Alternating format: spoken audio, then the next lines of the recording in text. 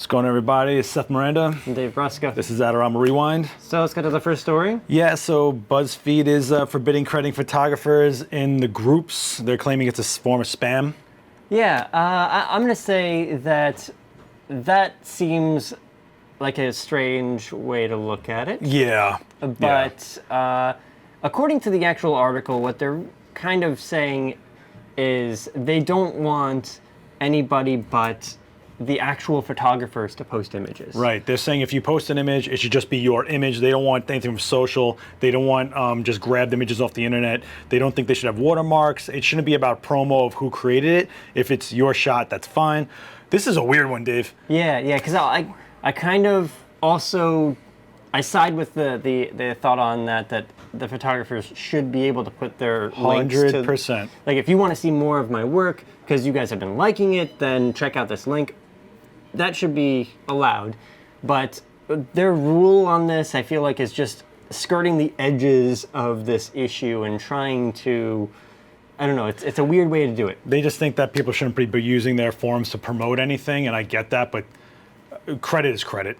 Yeah. So, yeah. I don't know. Well, let us know what you think, because we seem to spark conversation about these ones a lot. The other side on this, too, is like what the article says, where the idea that photographers shouldn't be credited at all, but I see it's more that... It seems like lazy policing. Yeah, that's what it is. It's lazy policing, and I don't think that they're necessarily attempting or trying to be like, hey, no credit for photographers. They're just trying to be like, don't post anybody's stuff but your own. Yeah, let us know what you think about that one, because we're going back and forth a lot about it. It's a weird situation there. But we got a lot of product news. Yeah, right? A lot of new product news. DJI. So yeah, DJI revealed the Mavic 2 Pro and the Mavic 2 Zoom. So the Mavic 2 Pro actually has the new Hasselblad branded camera on it, which has a lot of great features and improved dynamic range and everything. It's kind of the best camera on DJI drone now. Yeah. The Zoom also really cool because you can zoom. They showed this shot where they were doing a push-pull, where you zoom in and move. Look how excited you're getting. Well, because it's like basically, they're showing things that you can do with drones now that you couldn't before. Well, it shows they're really thinking about the usage, which is really interesting, and they've just always been on point. I feel DJI has been like right there.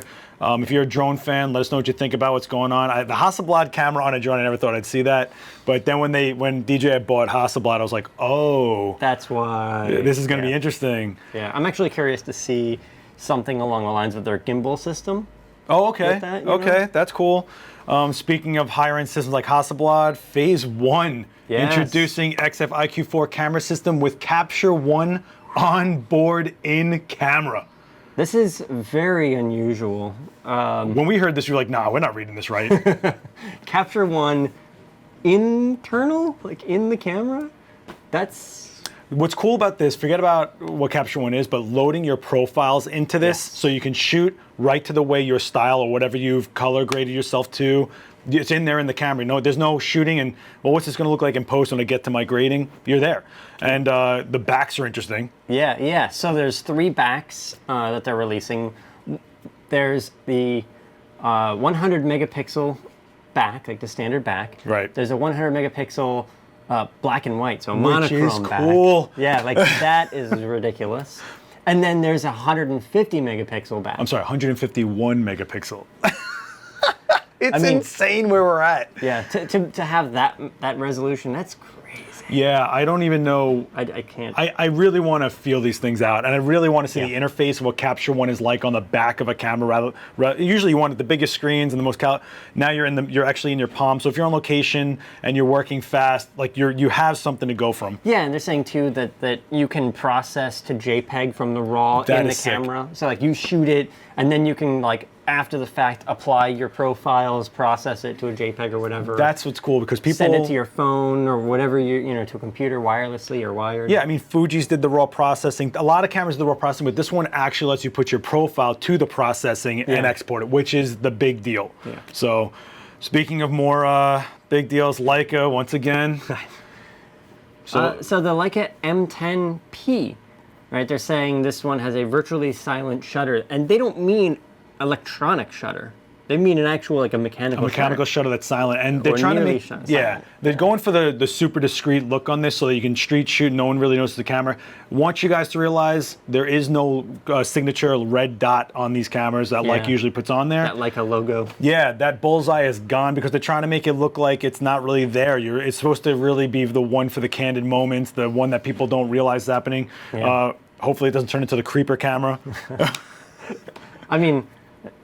It could. I guess. It could. I mean, Leica's just always put out high quality, great stuff. I am curious to actually hold this thing and hear it. But yeah. I don't know. Is it a big deal? You tell us. I don't know if you feel it's a big deal. For Leica users, I'm sure they're like, but you know, some people feel Leica's a little untouchable for them. I don't know. Let's talk about this. You never know. All right, and we couldn't escape it, kids. Yeah. So Nikon has unveiled the Z6 and Z7 full-frame mirrorless cameras. Yep. A lot of controversy going on around this. A lot of people psyched. A lot of people fighting on it. And you know, honestly, this is an amazingly huge announcement. Huge. I mean.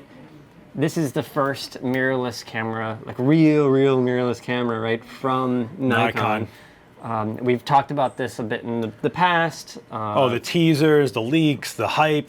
I actually got to shoot with it. Everyone that's been like critiquing this camera haven't even had it within arm's reach. I shot with it for a few hours. You can check out this video on Adorama TV, shooting with the Z7. I had a great time with it, and this thing didn't even have finished firmware in it. So it was insane without even finished firmware. What was it? It was -5? Yeah, it was like 0.5 firmware. But we had open shoots in the store, and it had 1.0, and it was a whole nother camera. I was telling you that. It just seemed like a completely different camera. So we shot with it on location and in the studio. You can actually check the video out and see it used to get different setups, different feels for it. Nothing I said was scripted. People have been saying that, but like I genuinely used Nikon for 18 years. So if you tell me it's scripted, yeah, it took me 18 years to write that script because I just like the fact it's a mirrorless for Nikon users to stay in mirrorless, in my opinion. Yeah. I'm sure the comments are about to ignite, and we're going to hear a whole lot of things about Slotgate. Enjoy that.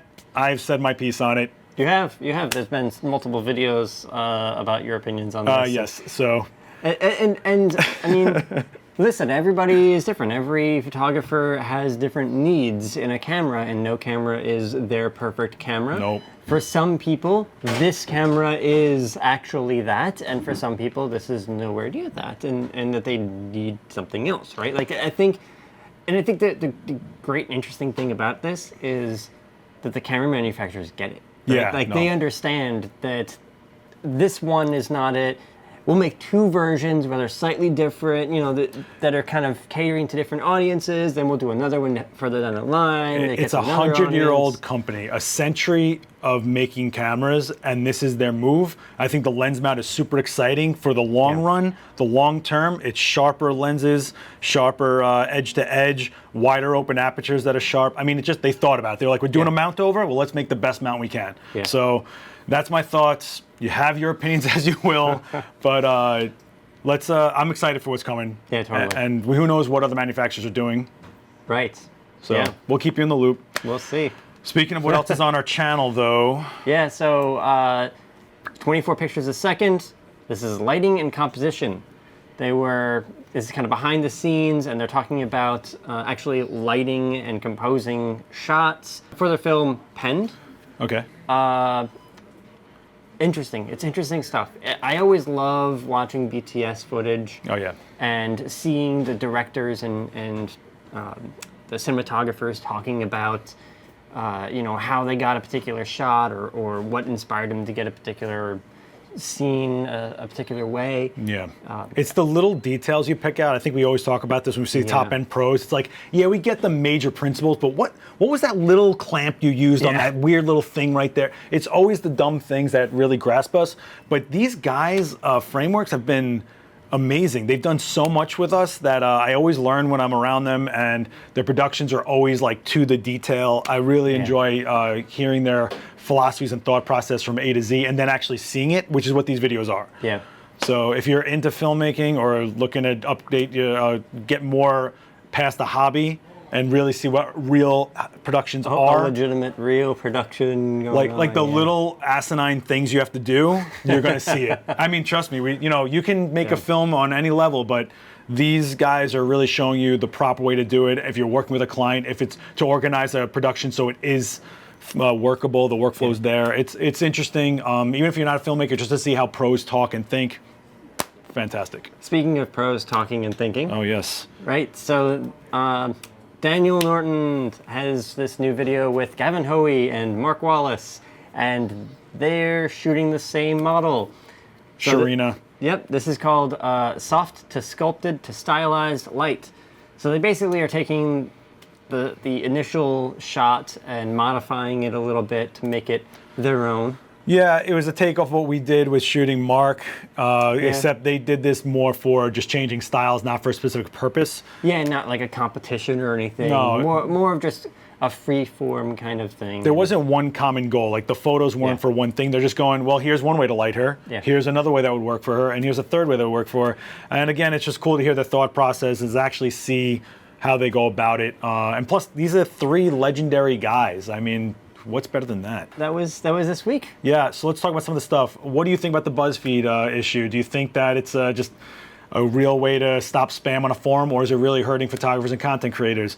The DJI, are you excited about it? I'm actually pretty amped to see what comes out as Hasselblad mounted camera. And this also kind of gets into the whole discussion we've been having about drone use in general too. So them releasing this new one, it's at this time it's like, oh, it hurts, you know? I mean, you got to realize we have Photokina coming up, IBC. Like, this is an amazingly exciting time for our industry. Yeah. Every day there's just like another product muttering down the aisle, and it's just bigger and bigger and bigger. So I'm excited.